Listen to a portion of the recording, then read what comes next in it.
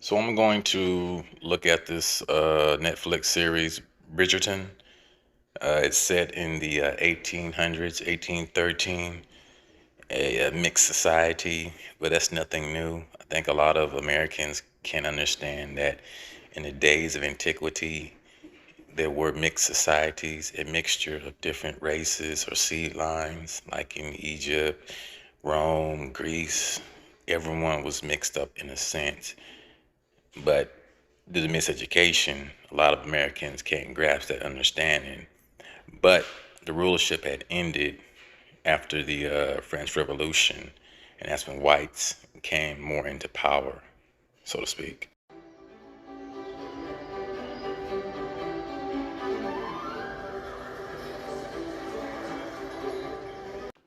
Well, as far as the interracial mixing or a mixture, that's been going on since the beginning of time. But as far as the Negroes in the British Isles, that's been around since the prehistoric times and the Middle Ages as well, because we were still in rulership during those time periods. From the 15th centuries on towards, there was abundant evidence of us because everything was whitewashed. Negro slavery was introduced in England about the time and lasted until 1773, and probably even to 1834, when there was a general emancipation of the British Empire. With Negroes in such favor with royalty and nobility, there was little or no restrictions against them as a group.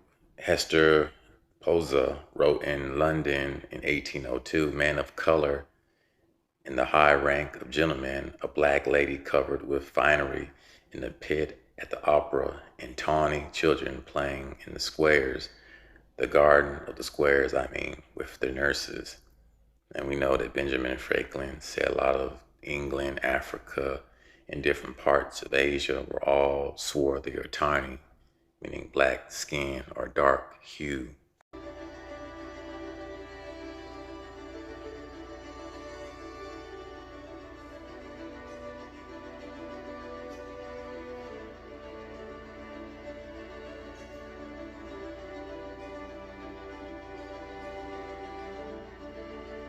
The year 1813, the king is King George III of Moorish African descent. Their Moorish blood is traced all the way back through the Scottish King Kenneth the Niger, or Kenneth the Dove, through the Scottish King James VI, first of England. King James' dark-skinned daughter Elizabeth of Bohemia was the mother of Sophia, who married the German elector Ernest of Hanover. From their marriage derived George I, who became the first Hanover King of England and the father of George II. Now, Queen Sophia Charlotte, she was a descendant of Portuguese Negro Moorish royal family, was the wife of George III, mother of 15 children, and grandmother of Queen Victoria, her fourth son, Edward, who was the Duke of Kent. Sophia Charlotte was the first English queen to reside in Buckingham Palace. It was purchased by her husband, George III. She was also the descendant of the Margarita de Castro y Sousa, if I'm pronouncing that right, who was of the African branch of her Portuguese family. Also to add, today's history books has concealed many black queens of Europe, such as Anne of Brittany, the black wives of Henry VIII, who were Catherine of Aragon, Anne Boleyn, Anne of Cleves, and Catherine Howard, Anne of Bohemia, the swarthy wife of Richard II, the black French queens Catherine de' Medici and Maria de' Medici, etc.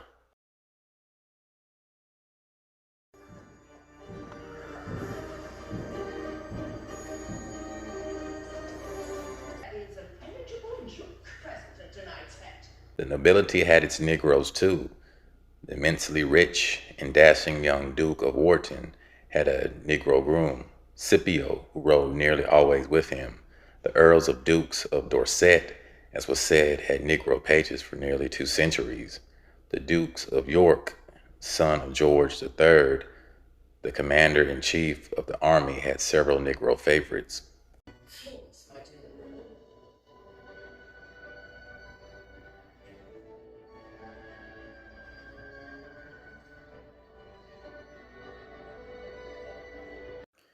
It was during the French Revolution of 1789 AD that ended the black power dominance in Europe.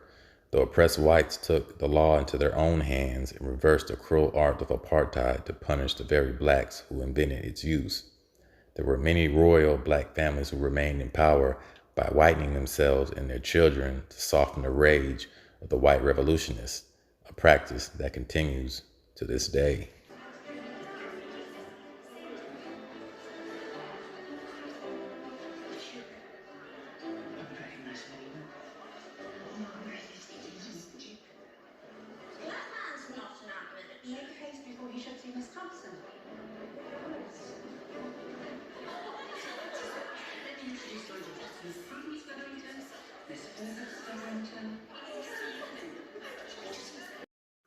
As you can see, they're swarming all over the brother here in this one clip. But mixed marriages or interracial marriages during that time period, and even in the days of old, was nothing new. The cases of mixed marriages and other unions I have so far given in England do not go beyond the middle of the 19th century, and they are but a very small portion of those that actually took place from the time of the Romans to then. As I said earlier, men, regardless of color, coming into a foreign environment usually mate with the woman there. Now the question is what become of the great numbers of Negroes brought to England since before the time of Elizabeth, absorbed into the white population evidently. There's probably only one instance of English Negroes being colonized in Africa, that is in 1787 when 351 were sent to Sierra Leone with their white wives. In England, Negroes are married to decent-seeming white women. One meets them in London, escorting fashionably dressed ladies. White women walk the streets with their mulatto children. Professor Cecilman of Yale, writing in 1820, tells of mixed marriages and says that on Oxford Street he saw a well-dressed white girl of ruddy complexion and even handsome, walking arm in arm and conversing sociably with a Negro man who was well dressed as she and so black that his skin had a kind of ebony luster. I shall have you tonight, Princess. Tell me I'm wrong. A final thought. It has been shown in this book and in Sex and Race that in no matter what age or country white and black meet, they have intermixed. We saw them centuries before the Christian era doing so in Egypt, Rome, Greece. We saw them likewise in the Middle Ages in Spain, Italy, France, Britain, and in our own times as far as north as Scandinavia. A most evident truth is that color prejudice is not natural to man, but is a result of economic and social rivalry, the desire to hold certain groups available for exploitation.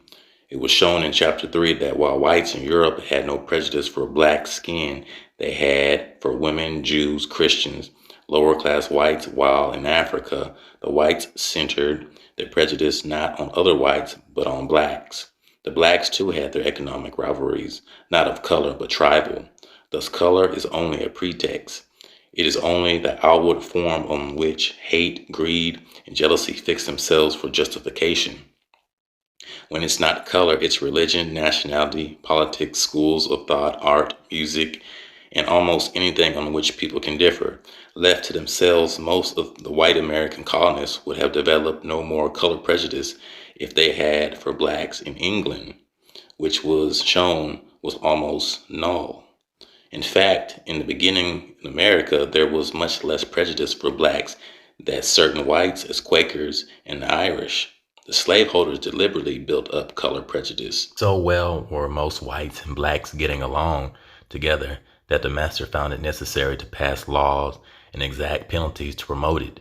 In short, color prejudice is a plant that has to be zealous, tended to keep it alive, so difficult it is to keep people who have much in common hating one another simply because their color is different.